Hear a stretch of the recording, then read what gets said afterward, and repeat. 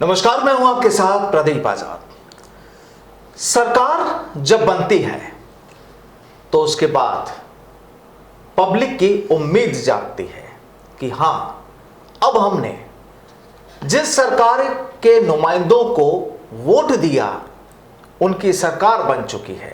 अब हमें सब कुछ मिलेगा। अब हमारे तमाम जो दुख दर्द हैं वो दूर हो जाएंगे। लेकिन शायद राजस्थान की कहानी लगता है कुछ अलग है। हालांकि सरकार ये जरूर कहती है, रोज कहती है कि राजस्थान के लोगों के लिए जो बेहतर सरकार कदम उठा सकती है वो उठाए गए हैं, उठा रही है और उठाए जाएंगे, क्योंकि अगला साल चुनावी साल है। लेकिन देखिए, इसी दौर में पिछले कुछ दिनों यानी कहा जाए कि अक्टूबर की शुरुआत में लगभग 1.25 महीना पहले से राजस्थान में एक अजीबोगरीब एक नया माहौल और बना था।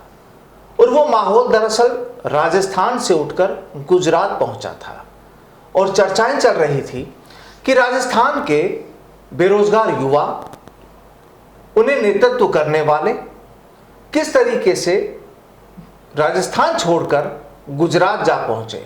लगभग 38 दिन तक राजस्थान से गुजरात में डेरा और मांग कि जो युवाओं की जो मांगे हैं, जो लंबित प्रकरण हैं, उन्हें निपटा दिया जाए। लेकिन यहां भी सियासी चक्र घूमने लगा। वायदे खूब किए गए, वायदे पूरे हुए नहीं। और आखिरकार जब राज्य के गृह मंत्री भी हैं, मुख्यमंत्री भी हैं अशोक गहलोत, जब उनसे फाइनली चर्चा हुई तब जाकर गहलोत साहब ने आश्वासन दिया, भरोसा दिलाया कि भाई अब आप वापस गुजरात से राजस्थान लौट जाएं और जो भी बेहतर होगा, जो भी जल्दी से जल्दी होगा, वो तमाम मांगों पर निर्णय किया जाएगा। आखिर क्या थी राजस्थान से गुजरात तक की ये पूरी कहानी उन युवाओं के लिए, उन बेरोजगार युवाओं के लिए जो सरकारी मुद्दों से जो जुड़े थे। और इस पूरे मामले का जो नेतृत्व किया था उपेंद्र यादव ने। उपेंद्र यादव लगातार 38 दिन तक राजस्थान रहे अपनी टीम के साथ, अपने बेरोजगार युवक साथियों के साथ। क्या क्या दंश वहां पर झेला, कितनी बार पकड़े गए और क्या क्या हुआ, दांडी मार्च भी हुआ। और अब तस्वीर जिस तरह से आप मेरे बगल में जब बैठे आप देख सकते हैं कि अब दाढ़ी और बाल भी बढ़ चुके हैं, तो इसकी कहानी क्या है वो भी जानेंगे। तो सबसे पहले उपेंद्र जी, गुजरात का सफर कैसा रहा जो तीर्थ करके आए आप 38 दिन? देखो, ये मेरे फरवरी में 11 साल संघर्ष के हो जाएगा, जिसमें बेहतरीन संघर्ष था।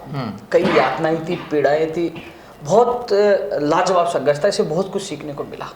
ये भी मिला कि संघर्ष कभी नाकामयाब नहीं होता, संघर्ष के आगे कोई भी हो झुकना पड़ेगा।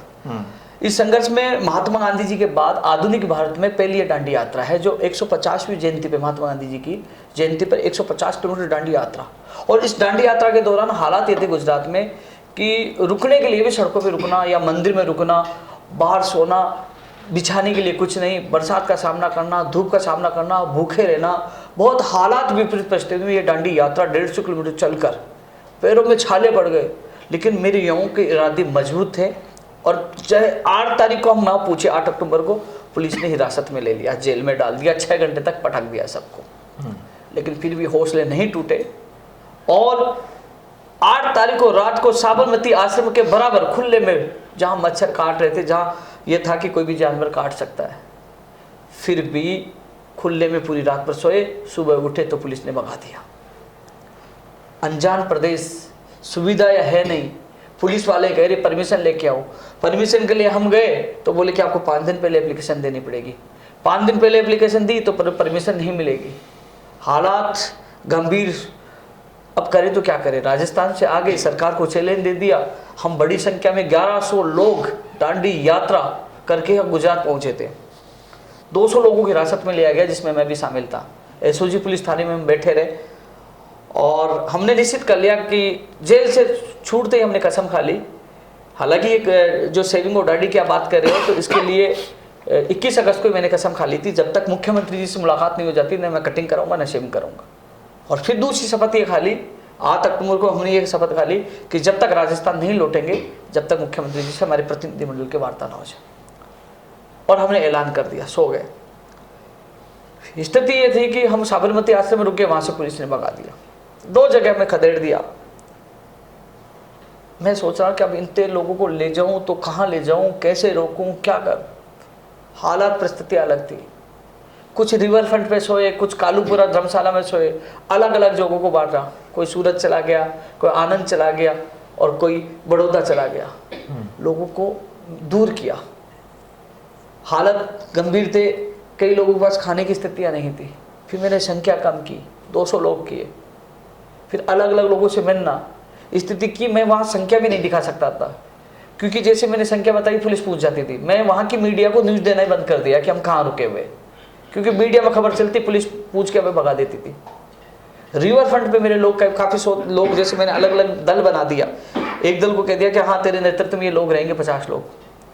जब मुझे पता चला कि 50 लोग वहाँ सो रहे हैं खुले में, मैंने पूछा क्यों सो रहे, बोले कि पैसे खत्म हो गए। मुझे रोना आया, बहुत दर्द हुआ, लेकिन हौसला नहीं टूटा। सबको इकट्ठा किया। फिर मेरी व्यक्तिगत जो मेरे दोस्त थी, चाहे वो उद्योगपति हो, चाहे वो सरकारी जॉब में हो, मैंने सबको फ़ोन किया। मैंने पहली बार ज़िंदगी में 11 साल के संघर्ष में मैंने मेरी व्यक्तिगत संबंधों को उपयोग किया। मैंने फ़ोन किया, प्लीज़ खाने की व्यवस्था करवा दी, प्लीज़ रुकने की आप करा दिए। ऐसे कर करके मेरे दोस्तों से, जो मेरा पर्सनल संबंध है, उनसे मैं सहयोग लेकर इस आंदोलन को चलाया। फिर हम लोग किसी धर्मशाला, वो गार्डन में, व्याही गार्डन में हमने जगह ली। वो 4000 रुपये दिन के ले रहा था। उसने भी, पुलिस ने शिकायत की, उन्होंने निकाल दिया। तरपाल ऊपर सामान लेके हम हाथ निकले। फिर लास्ट में हमने एक और धर्मशाला ली जिसमें टेंट लगा लिया। बाहर कम निकलते थे और उसके 5000 रुपये हम पर डे के देते थे। अब अलग अलग ग्रुप थे, कोई 100, 200, 500 रुपये इकट्ठे करके किराया देते थे।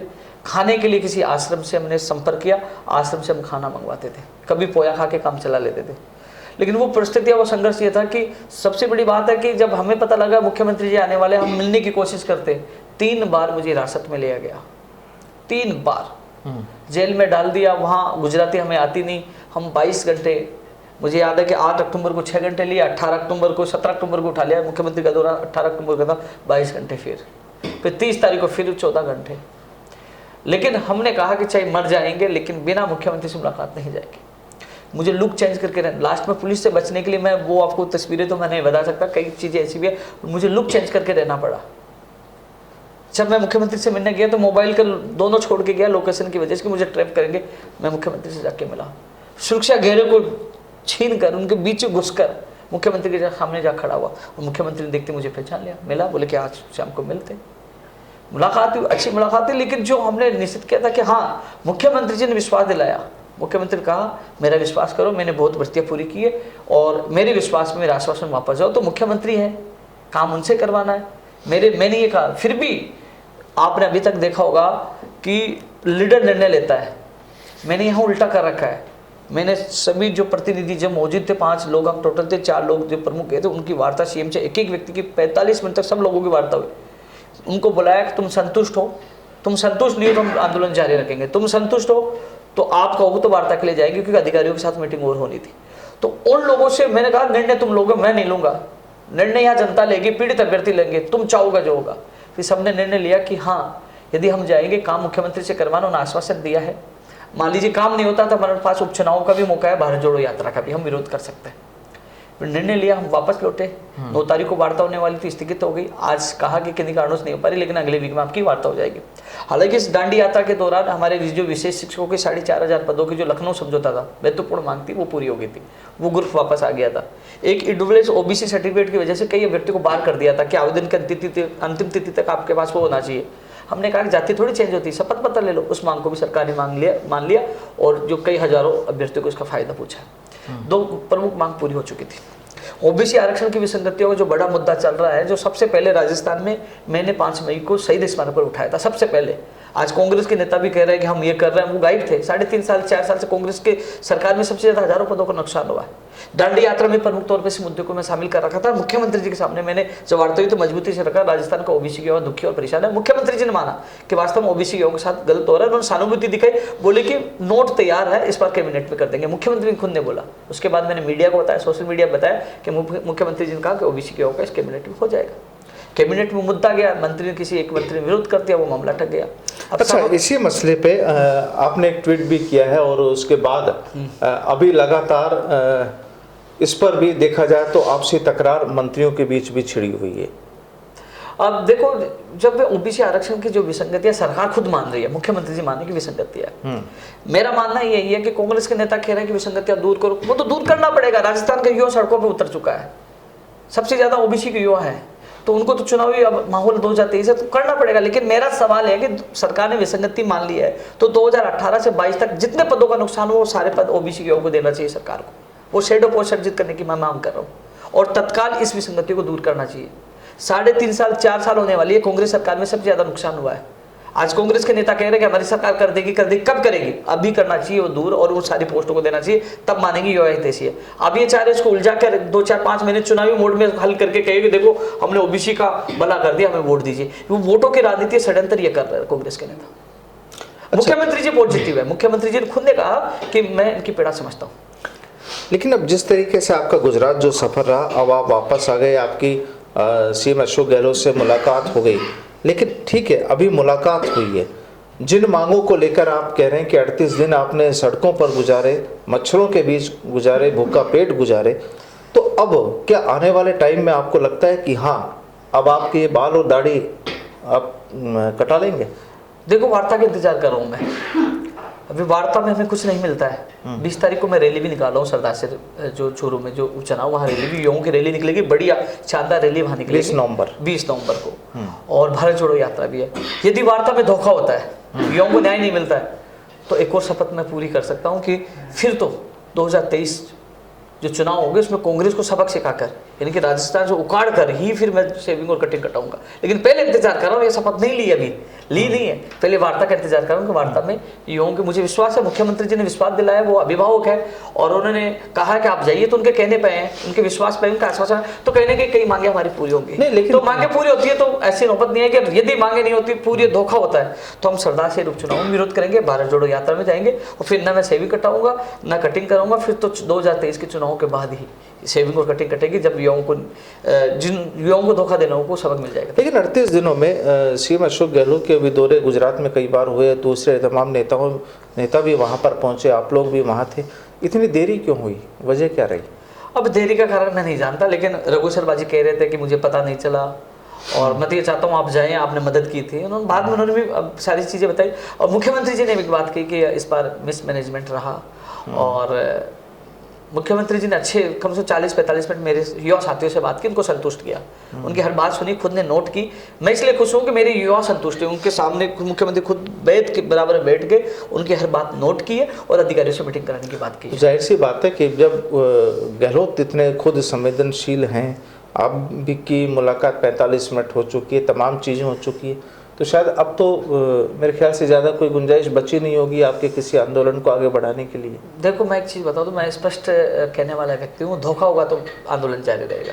अभी आश्वासन पे विश्वास पे आए, मीटिंग तो अब हो गया अधिकारियों के पास, परिणाम अब निकलना, हालांकि जो कुछ मांगे। क्या पहले कभी मीटिंग हुई थी या पहली बार? पहले 4 दिसंबर को मीटिंग, 4 दिसंबर को लखनऊ से आए थे, वो मीटिंग हुई थी, वो मांगे आज भी अधूरी है। जो मांग है, जो वाजिब मांगों के लिए संघर्ष कर रहे हैं। तो आपने ये बताया गहलोत साहब को? बिल्कुल मैंने बताया कि मीटिंग पहले भी हुई थी। मुख्यमंत्री जी ने पूछा कि आप गुजरात क्यों आए, आपको गुजरात नहीं आना चाहिए था, आपकी काफी मांगे पूरी की। और मैं मानता हूँ, माननीय मुख्यमंत्री अशोक गहलोत जी ने मेरी कई मांगे पूरी की है जो नहीं होने वाली थी, जिसके लिए मैंने प्रयास किया, वो कई संघर्ष रंग लाया, कई लोगों को फायदा हुआ। मैं मानता हूँ, मैं मुकरूंगा नहीं कि मैं कांग्रेस के खिलाफ मोर्चा खोल रहा हूँ तो मैं बुराई करता हूँ, जो सत्य होगा मैं बोलूंगा। मैं तो आज भी कह रहा हूँ, कांग्रेस सरकार यदि युवाओं की मांगों को पूरा करती है, मैं धन्यवाद देने के लिए तैयार हूँ, जिंदाबाद बोलने के लिए तैयार हूँ। हम लोग जो मुद्दों पर हम काम कर रहे हैं, हम किसी पार्टी विशेष पे काम नहीं कर रहे हैं, हमारा काम यदि करते हैं हम धन्यवाद जिंदाबाद देने के लिए तैयार है, काम नहीं होगा तो विरोध करने के लिए तैयार है। अच्छा, बीजेपी का इस पूरे एपिसोड में क्या रोल रहा? और बीजेपी का जो अपना विपक्ष का धर्म निभाना चाहिए था वो नहीं निभा पाए, उनको निभाना चाहिए था। मैं तो जाके कह नहीं सकता था, मैं जाके कहता प्राइज थे, पहले आरोप लग रहे थे, कांग्रेस के नेता तमाम आरोप लगा रहे थे, लेकिन विपक्ष का धर्म और कर्तव्य होता है वो निभाए, उनको आवाज उठानी थी कि राजस्थान के युवा 38 दिन तक वहां पड़े, काली दिवाली बनाई है उन्होंने, पैदल चले, 3 बार गिरफ्तार किया, 3 बार उसमें बेटियां भी शामिल थी, 3 बार गिरफ्तार करना बड़ी बात होती है, काली दिवाली बनाई है। मेरा तो नसीब में सेकंड टाइम है, पिछली बार मैं शहीद स्मारक में बैठा हुआ था। मैं तो युवाओं के लिए, मेरे युवाओं के लिए मैं घर से परिवार से दूर रहा हूँ और मुझे करीब 50 दिन हो गए घर से बाहर आए हुए। उस दौरान पिताजी बीमार हो गए, एडमिट हो गए, बहुत समस्याओं का सामना करना पड़ा। लेकिन एक सवाल आपके चैनल के माध्यम से मैं कहना चाहूंगा, जो तमाम अपने आप को युवा हितैषी नेता कहते हैं और कहते हैं कि हम विधानसभा में युवाओं की आवाज उठाते हैं, इन नेताओं को शर्म आनी चाहिए। बेशर्म नेता है जो युवाओं के नाम पर राजनीति करते हैं। उन्होंने एक ट्वीट तक नहीं किया, उन्होंने एक मुख्यमंत्री तक पत्र तक नहीं लिखा, मुख्यमंत्री को ये तक नहीं कहा कि राजस्थान के युवा सड़कों पर पड़े हैं। अपने आप को नेता, इनको 2023 में सबक सिखाएंगे जब अपने आप को नेता जो विधानसभा में 2-4 लाइन बोल के ताली बजा के खुश हो जाते हैं। नहीं, लिस्ट तैयार है, लिस्ट तैयार है, इनको बोलना चाहिए था, शर्मा नहीं चाहिए ऐसे नेताओं को, मैं कह रहा हूं। और मेरे राजस्थान के युवाओं को कहना चाहूंगा कि इनको सबक सिखाओ ऐसे लोगों को जो अपने आप को युवा हितैषी नेता कहते हैं। 2 शब्द 2 आवाज विधानसभा में उठाकर आप इनकी बातों में आ जाते हो। ये जाति और धर्म के नाम पे युवाओं को बरगलाते, न जाति के नाम पे न धर्म के नाम पे वोटिंग होगी, इस बार वोट होंगे नौकरी और रोजगार के नाम पर। तो इन लोगों, आप सोच लीजिए, ट्वीट करने लायक नहीं समझे इन लोगों ने। 20 सूत्रीय मांगों को लेकर युवा सड़कों पर पड़े थे, बेटियां सड़कों पे थी, काली दिवाली बना रहे थे, जेल में डाल रहे थे। एक ट्वीट नेताओं ने, 2-4 एमएलए ने किया। लेकिन इसका अलावा जो 200 है ना एमएलए, तो सांसद में किसी ने ट्वीट तक नहीं किया, मुख्यमंत्री तक अपील तक नहीं की, हमारे पक्ष में नहीं बोला। तो इसका मतलब क्या हो रहा है? इनको डर लग रहा था, इनको यह डर लग रहा था कि यदि इनका आंदोलन सफल हो गया तो उपेंद्र यादव पावरफुल हो जाएगा, यूथ का हीरो बन जाएगा, तो हमारी जो कुर्सी खिसक जाएगी। और मैं तो कह रहा हूं, मैं तो कांग्रेस नेताओं को आगे मेरी तमाम मांगे पूरी करता हूं, मैं स्टाम्प पे लिख के दे दूंगा, किसी पार्टी चुनाव नहीं लड़ूंगा। मांग तो उनको पूरी करनी पड़ेगी। मैं तो युवाओं के लिए सब कुछ करने के लिए लेकिन तैयार हूं। अभी अब आप ये कह रहे हैं कि अगर मांग पूरी नहीं हुई तो आप खिलाफत करेंगे, 2023 में कांग्रेस को उखाड़ फेंकेंगे। हमारे पास विकल्प बहुत अभी विकल्प भी है, बहुत विकल्प भी है। लेकिन अगर सरकार ने ये तमाम चीजें आपकी हाँ में हाँ मिला दी और सारे काम कर दिए, तो फिर ये है कि 2023 में राजस्थान का युवा कांग्रेस के साथ होगा। बिल्कुल, यदि युवाओं की मांगों को पूरा करते हैं तो हम जो मांगों के लिए तो लड़ रहे हैं, हमारी मांग पूरी करते साथ है। मैं तो पहले दिन से कह रहा हूं, जिंदाबाद बोलने के लिए तैयार है, धन्यवाद बोलने के लिए तैयार। मांग पूरी करो तो साथ है, मांग पूरी नहीं करो तो खिलाफ। तो कुल मिला के देखिए, तमाम जो आंदोलन हुआ, तमाम जो उपेंद्र यादव की जो कोशिशें हुई, जाहिर सी बात है कि एक बार फिर। प्रदीप जी, मैं एक चीज और दोहराना चाहूंगा, आपने पूछा ही नहीं मांग कौन कौन सी है। जनता को पता लगना चाहिए। मुख्यमंत्री जी ने ये बोला कि युवाओं के लिए बजट लेके आएंगे। पहले बजट में 2100 पदों पर पंचायती राज जैन भर्ती की घोषणा की थी, 544 पद अलग है, 2600 करीब पदों पर पंचायत राज जैन भर्ती आनी पहले बजट की घोषणा है। क्या पहले बजट की घोषणा सरकार को पूरी नहीं करनी चाहिए? अंतिम बजट आने वाला है। पहले बजट में आईटीआई कॉलेज में 1500 पदों पर कनिष्ठ अनुदेशक भर्ती घोषणा, दोनों पहले बजट की घोषणा है। 4 साल होने वाले, ये घोषणा इनकी अधूरी है। फिर किस लिए युवाओं का बजट आ रहा है? कंप्यूटर अनुदेशक भर्ती में जो इतना पेपर कठिन दे दिया, क्योंकि वो सीटें फिल नहीं हो पाई, तो वो शिथिलता मांग रहे हैं। हमारे राजस्थान में ई मित्र ऑपरेटर हैं जिनको 1 अरब रुपए मानदेय, उनका आदेश हो चुके, पैसे 1 रुपए नहीं दिया। आज वो भटक रहे हैं, उनको मानदेय मिल रहा, सरकार की योजनाओं को जनता तक पहुंचाने का काम ये तमाम जो चीजें हैं। नहीं, या संविदा प्रथा, आप खड़गे साहब नवनियुक्त अध्यक्ष साहब कह रहे हैं कि ठेका की हम कॉन्ट्रैक्ट वाली जो नौकरियां खत्म कर रहे हैं। प्रियंका गांधी जी कह रहे हैं कि संविदा का मतलब युवाओं का अपमान है। राहुल गांधी जी कह रहे हैं, तो राजस्थान में गैस फैकल्टी पे संविदा पे भर्ती क्यों कर रहे हैं? ये सवाल इसका विरोध कर रहे हैं। ये सवाल आपने अशोक गहलोत साहब के सामने रखे? मांग पत्र में जो सारी चीजें उनके सामने मैंने रखी है, क्योंकि जो हमारे प्रतिनिधि मंडल थे, तमाम लोगों ने बात रखी है, मैंने मांग पत्र दिया, उन्होंने सारी चीज नोट की है और उन्होंने कहा कि इस संबंध में मैं अधिकारी को बोलता हूँ, एक बार आपके साथ बैठेंगे, पहले वो सारी अधिकारियों से संबंध में मीटिंग करेंगे, सारी चीज रखें। लेकिन 1 लाख पदों पर भर्ती निकालने की घोषणा की, 10,000 पदों पर जो इंग्लिश मीडियम में शिक्षकों को निकालने की घोषणा की, ओबीसी आरक्षण का पेश फंसा दिया, तो और रीट जो लेवल 2 में 6,000 पद जो कम कर दिए। हम कह रहे पद बढ़ाओ, हजारों पद खाली है। जब गैस फैकल्टी में आप टीचर ले रहे हो तो फिर पद कम क्यों कर दिए? आज भी मैं शिक्षा मंत्री से मिलकर आऊंगा, पदों की संख्या बढ़ाई जाए, हम बर्दाश्त नहीं करेंगे, पदों की संख्या बढ़ाई जाए। हम मांग करें कि कंप्यूटर अनुदेशक के संस्कृत विभाग में पदों पर भर्ती निकाली जाए। हम मांग करें वीडियो का परिणाम जारी हो। हम मांग करें कंप्यूटर अनुदेशक भर्ती का परिणाम जारी हो। तो तमाम 20 सूत्रीय मांगे हैं। और सबसे जो गंभीर हालात है चिकित्सा विभाग के, रेडियोग्राफर, लैब टेक्नीशियन, इनकी भर्ती, नर्सिंग ऑफिसर की भर्ती की विज्ञप्तियां जारी नहीं पा रही। पिछले 6 महीने से एजेंसी तय नहीं कर पा रही है लोग। बड़ा दुर्भाग्यपूर्ण ये है। 2013 एक सवाल जी, ये जो तमाम जो चीजें हैं, क्या लग रहा है? ठीक है, अशोक गहलोत संवेदनशील है, बहुत अच्छी बात है, लेकिन सरकार कैसी चल रही है, ये एक सवाल है। सरकार अच्छी चलती है, हमारी सुनते तो गुजरात क्यों जाते हैं? सवाल का जवाब तो यही है। या मुकदमे दर्ज करके 4 मुकदमे दर्ज करके जेल में डाल दिया। सवाल ये पूछ रहे थे उपेंद्र यादव गुजरात क्यों गया? प्रदेश की जनता को और मीडिया को पता है कि उपेंद्र यादव ने जब आवाज उठाई तो 16 जून को 1 नहीं 4 मुकदमे दर्ज करके 7 दिन तक जेल में डाल दिया और आंदोलन पर पाबंदियां लगा दी। उपेंद्र यादव नहीं जाता तो क्या करता? उपेंद्र यादव जाने से पहले 21 तारीख को वहां जाकर अल्टीमेटम देकर भरोसा किस पर है, सरकार पर या अशोक गहलोत पर? अब भरोसा तो वार्ता के बाद पता चलेगा कि किस पे कितना है। जब हमारी काम होता है तो मैं मुख्यमंत्री जिंदाबाद बोलने के लिए तैयार हूं। काम नहीं होता फिर मुझे विरोध करना पड़ेगा, क्योंकि मेरी पार्टी मेरी युवा है। युवाओं के लिए मैं गर्दन कटवा सकता हूँ, युवाओं के लिए क्योंकि जब ये चीज आप बता रहे हैं कि हाँ, ये मैं मानता हूँ कि मैं जब जब मिला हूँ मुख्यमंत्री से, जब जब वार्ता हुई, लखनऊ समझौते की मैं आपको बता दूं, लखनऊ समझौता हम गए, प्रयोगशाला सहायक भर्ती रद्द कर दी थी 2018 की, वो जिंदा हो गए। कम से कम 70% लोगों की ज्वाइनिंग होगी, कुछ लोगों की सूची जारी होगी। विशेष शिक्षकों का समझौता, उसके 4,500 पदों की घोषणा हो गई। इसके अलावा पीटीआई केवल 461 थे, 5546 में वैकेंसी आ गई। बहुत काम हुए, मुकदमे वापस हो गए थे, तो बहुत काम हुए थे। जब जब मिला हूं मुझे कुछ ना कुछ मिला है, लेके आया हूं युवाओं के लिए। आप मिलते रहा करो, रोज रोज मिलो, जो फिर ये मांगे मुलाकात होती तो कुछ ज्यादा जाने की क्या जरूरत पड़ती। ये चीज मुख्यमंत्री जी को मैंने कहा कि मुलाकात नहीं हो पा रही थी, ना सुन रहे थे, मुकदमे दर्ज कर दिए। तो उन्होंने कहा कि हाँ, इस बार मिसमैनेजमेंट था, लेकिन अब आगे मिसमैनेजमेंट किसकी ओर से था? सरकार की ओर से, सरकार के मंत्री और अधिकारियों की ओर से। तो जाहिर सी बात है कि देखिए, जिम्मेदारियां सरकार की भी बनती है, परेशानियां भी होती हैं, परिस्थितियां भी होती हैं, लेकिन यहाँ एक बात तो ये साफ है कि इस 38 दिन के बाद जिस तरीके से उपेंद्र यादव और उनके जो साथी हैं, जो सीएम अशोक गहलोत से जो मिले, अपनी बातें तो रख दी, लेकिन अब फिलहाल तारीख दी गई है। कहीं हालात ऐसे ना हो कि फिर तारीख पर तारीख हो, मीटिंग के लिए तारीख पर तारीख हो, मामला फिर चलता रहे, क्योंकि यहाँ उपेंद्र यादव ने जो अपनी गेंद है वो सरकार के पाले में डाल दी वापस। और बिल्कुल उम्मीद करते हैं कि सरकार जो भी राजस्थान के जो युवा हैं, उनकी जो वाकई वाजिब मांगे हैं, उन्हें अगर वक्त पर पूरा करती है तो चुनावी बात अलग है, लेकिन हाँ, जो यूथ है उसे रोजगार भी मिलेगा, उसे एक संबल भी मिलेगा। और जाहिर सी बात है कि जब तमाम ये चीज़ें होती हैं तो सरकार की वाहवाही भी होती है, लेकिन फिलहाल जो माहौल नज़र आ रहा है उसमें कहीं ना कहीं ऐसा लगता है कि ऐसा ना हो कि जो ये तमाम जो चर्चा हुई, ये वापस एक बार फिर इसी मुद्दे पर उपेंद्र यादव के साथ हम फिर दोबारा बैठे। बहरहाल बहुत बहुत शुक्रिया उपेंद्र जी हमारे साथ जुड़ने के लिए। भारत जोड़ो यात्रा भी आ रही है। जी जी, नमस्कार।